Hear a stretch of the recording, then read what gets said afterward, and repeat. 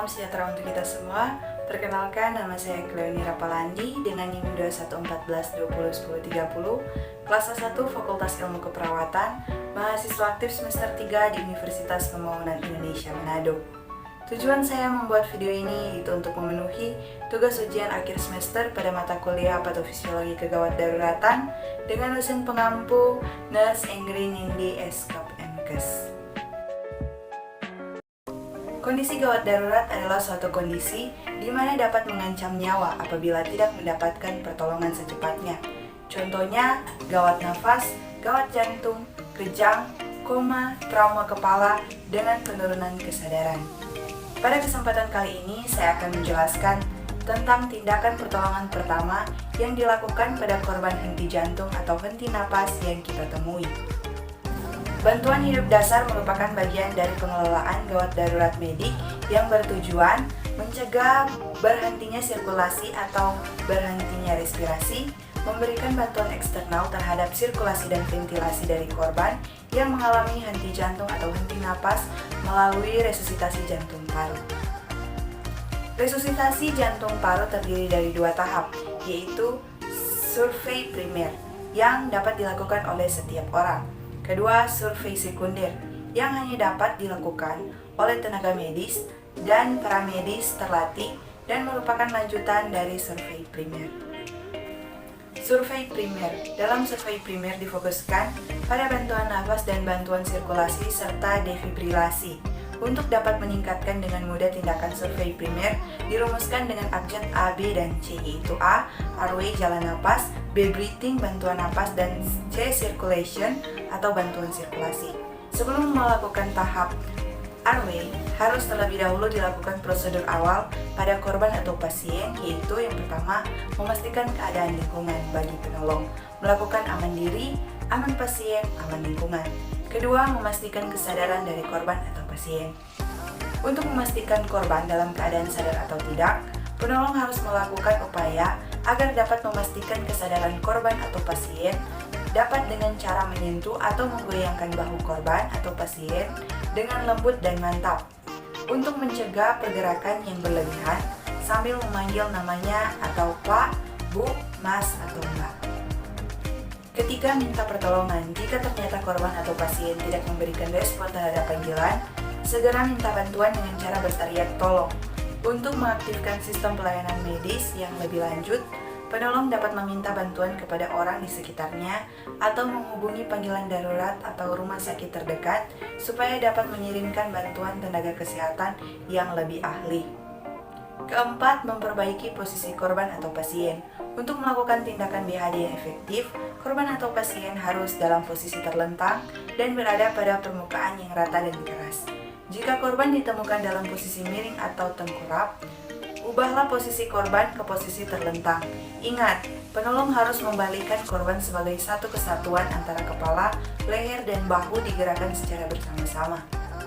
Jika posisi sudah terlentang, korban harus dipertahankan pada posisi horizontal dengan alas tidur yang keras dan kedua tangan diletakkan di samping tubuh. Kelima, mengatur posisi penolong. Segera berlutut sejajar dengan bahu korban agar dapat memberikan bantuan napas dan sirkulasi. Penolong tidak perlu mengubah posisi atau menggerakkan lutut. Airway atau jalan napas. Setelah selesai melakukan prosedur dasar, kemudian dilanjutkan dengan melakukan tindakan. Yang pertama, pemeriksaan jalan napas. Tindakan ini bertujuan untuk mengetahui ada tidaknya sumbatan jalan napas oleh benda asing. Jika terdapat sumbatan, harus dibersihkan dahulu. Kalau sumbatan berupa cairan, dapat dibersihkan dengan jari, telunjuk, atau jari tengah yang dilapisi dengan sepotong kain. Sedangkan sumbatan oleh benda keras dapat dikorek dengan menggunakan jari telunjuk yang dibengkokkan. Mulut dapat dibuka dengan teknik through finger, di mana ibu jari diletakkan berlawanan dengan jari telunjuk pada mulut korban. 2. Membuka jalan nafas. Setelah jalan nafas dipastikan bebas dari sumbatan benda asing, bisa pada korban tidak sadar tonus otot-otot menghilang, maka lidah dan epilotis akan menutup faring dan laring. Inilah salah satu penyebab sumbatan jalan nafas. Pembebasan jalan nafas oleh lidah dapat dilakukan dengan cara tengada, kepala, topang dagu, hetil chin lift, dan manuver pendorongan medibula. Teknik membuka jalan napas yang direkomendasikan untuk orang awam dan petugas kesehatan adalah tengadah kepala, topang dagu. Namun demikian, petugas kesehatan harus dapat melakukan maneuver lainnya.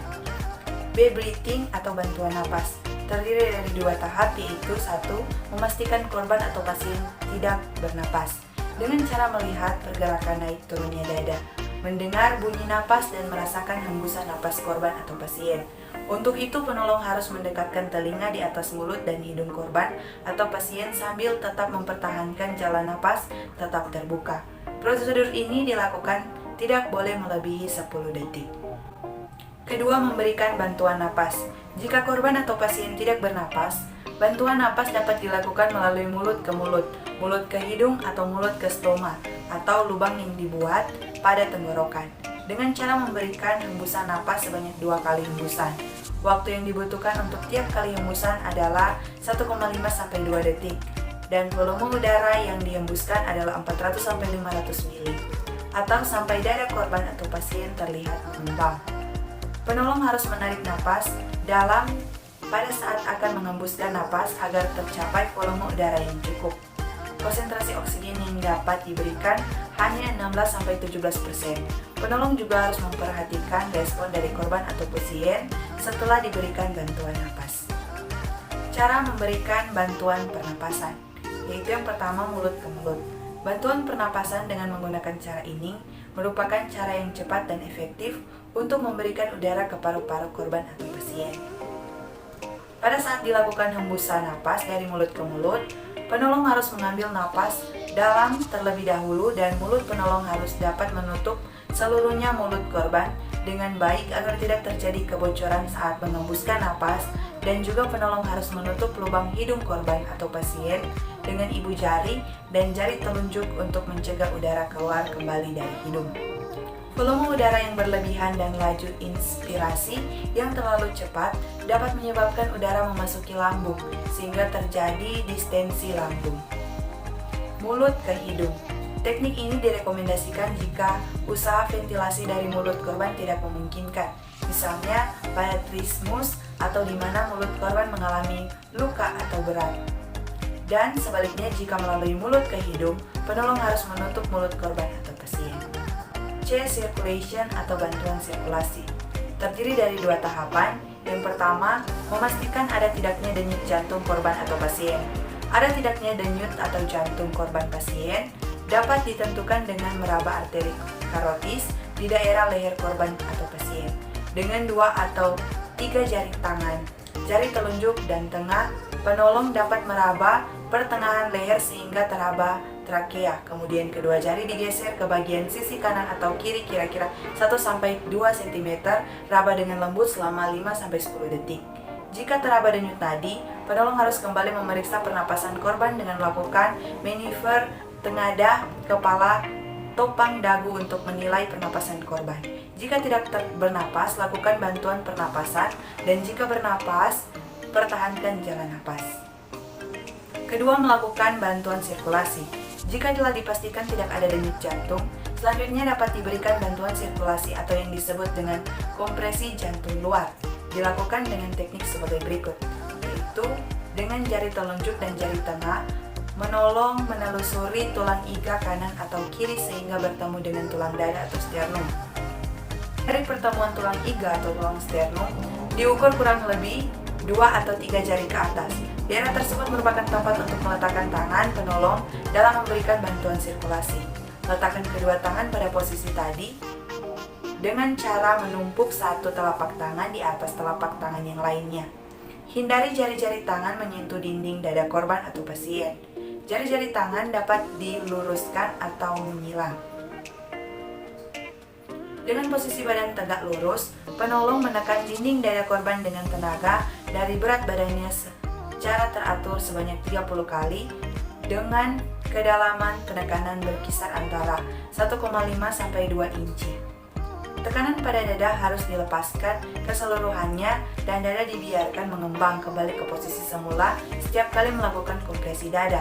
Selang waktu yang dipergunakan untuk melepaskan kompresi harus sama dengan pada saat melakukan kompresi. Tangan tidak boleh lepas dari permukaan dada atau merupakan posisi tangan pada saat melakukan kompresi. Rasio bantuan sirkulasi dan pemberian napas adalah 30:2 dilakukan baik oleh satu atau dua penolong jika korban tidak terintubasi atau kecepatan kompresi adalah 100 kali per menit. Dilakukan 4 siklus per menit. Untuk kemudian dinilai apakah perlu dilakukan siklus berikutnya atau tidak. Dari tindakan kompresi yang benar hanya akan mencapai tekanan sistolik 60 sampai 80 mmHg dan diastolik yang sangat rendah, sedangkan curah jantung hanya 25% dari curah jantung normal. Selang waktu mulai dari menemukan pasien dan dilakukan prosedur dasar sampai dilakukan tindakan bantuan sirkulasi atau kompresi dada tidak boleh melebihi 30 detik. Penilaian ulang atau evaluasi. Sesudah 5 siklus ventilasi dan kompresi, kemudian korban dievaluasi kembali. Jika tidak ada nadi, dilakukan kembali kompresi dan bantuan napas dengan rasion 30:2. Jika ada napas dan denyut nadi teraba, letakkan korban pada posisi mantap. Jika tidak ada napas tetapi nadi teraba, berikan bantuan napas sebanyak 8-10 kali per menit dan monitor nadi setiap saat. Jika sudah terdapat pernapasan spontan dan adekuat serta nadi teraba, jaga agar jalan napas tetap terbuka, kemudian korban atau pasien ditidurkan pada posisi mantap. Demikian materi yang dapat saya bawakan. Semoga materi ini dapat bermanfaat untuk kita semua. Terima kasih. Ayo bergabung bersama kami di Universitas Pembangunan Indonesia Manado yang memiliki 6 fakultas dengan program studi, yaitu Fakultas Pertanian, Prodi Agribisnis, Fakultas Hukum, Prodi Hukum, Fakultas Teknik, Prodi Teknik Elektro dan Teknik Sipil, Fakultas Ilmu Sosial Ilmu Politik, Prodi Ilmu Politik, Fakultas Sastra, Prodi Sastra Inggris, dan Fakultas Keperawatan, Prodi Ilmu Keperawatan dan Profesi Nurse. Saya ingin mengajak masyarakat ataupun calon mahasiswa dan mahasiswi baru yang mungkin akan memasuki dunia perguruan tinggi untuk bergabung bersama-sama dengan kami di UNPI, karena kampus ini bisa memberikan pengalaman dan pendidikan terbaik dalam bidangnya, sehingga bisa saya jamin kampus ini tidak akan mengecewakan. UNPI Jaya.